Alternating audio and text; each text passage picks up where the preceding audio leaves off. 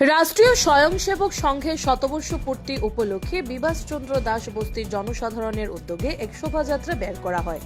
এই শোভাযাত্রাটি নয়াবাড়ি দয়াময়ী কামাখ্যা আশ্রম থেকে আরম্ভ করে লক্ষ্মীচরণ রোড, লক্ষ্মীবাজার রোড হয়ে ফের আশ্রমে গিয়ে সমাপ্তি ঘটে। এই শোভাযাত্রা এবং এই অনুষ্ঠানটি মূলত মাতৃভূমি, ভারতীয় সংস্কৃতি ও আধ্যাত্মবাদে বিশ্বাসী জাতির মঙ্গলার্থে ভারত সেবাশ্রম সংঘের সন্ন্যাসী মহারাজ গুণসিন্ধু মহারাজ কর্তৃক শান্তিযজ্ঞ ও সাংস্কৃতিক অনুষ্ঠানের আয়োজন করা হয়েছে বলে জানান হিন্দু সম্মেলন আয়োজক কমিটির সম্পাদক ত্রিপদ ভট্টাচার্য। শ্রীভূমি থেকে সুস্মিতা দাসের রিপোর্ট, নববার্তা টুডে।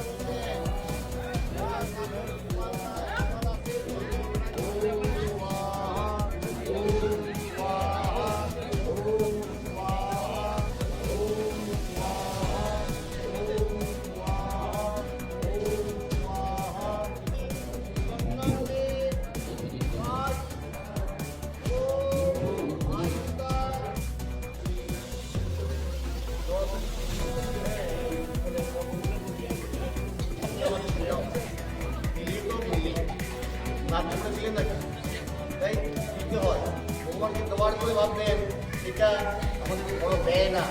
আমরা অনেকে ভাবি আমাদের ব্যয়ের মানে কিন্তু এটা ব্যয় নেই, যে আমরা এখানে গেলাম মন্দিরে একটা মিষ্টি দিয়ে আসছি, আমার হয়তো 100 টাকার মিষ্টি লাগিয়ে গেছে, তো 100 টাকা হচ্ছে আমাদের ব্যয় হয়ে গেছে। আজও আমাদের ব্যয় না, এটা আমাদের সঞ্চয়। আমরা নিজেদের প্রয়োজনের তাগিদে যেসব জিনিস খরচা করি বা আত্মদর্শন জন্য যেসব জিনিস খরচা করি, এগুলো আমাদের ব্যয়ের তালিকার মধ্যে থাকে। আর ভগবানের উদ্দেশ্যে যা কিছু নিবেদন করা হয় সেটা আমাদের সঞ্চয়, সেটা আমাদের সঙ্গে জমা থাকবে এবং এই জন্মে না, শুধুমাত্র পরবর্তী জন্য আবার সেই জিনিস থেকে আমাদের তাই ভগবানকে যখন দিবেন তখন মনে প্রাণে দিবেন, আমার ব্যয় হয়ে গেছে কি, ক্ষতি হয়ে গেছে কি, এই ভাবনা রাখবেন না, শ্রদ্ধা সহকারে দিবেন। অশ্রদ্ধা করে কোনো কিছু দেওয়ার দরকার নেই, এটা মনে রাখবেন।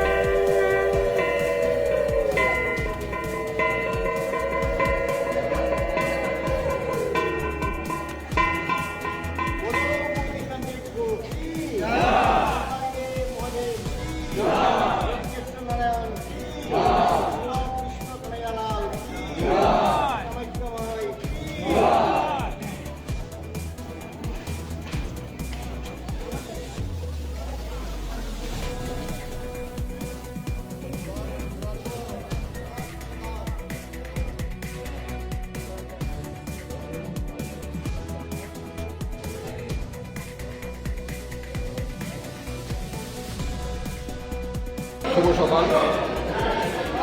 আজ 25শে ডিসেম্বর, বৃহস্পতিবার, 9 পৌষ 1432 বাংলা।